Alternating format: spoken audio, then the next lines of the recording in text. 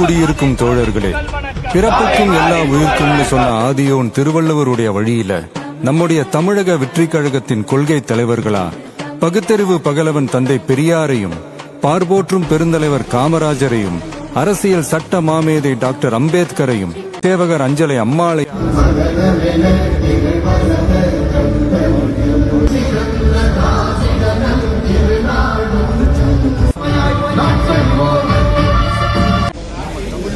நமது மக்களின் உரிமைகளுக்காகவும் வரேன்.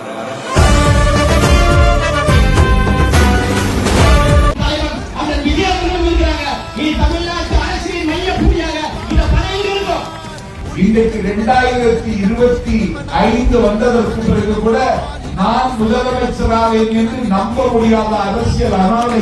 வெற்றி தலைவன் வழியில் நித்தம் செல்வோம், கொள்கை தலைவன் வழியில் யுத்தம்.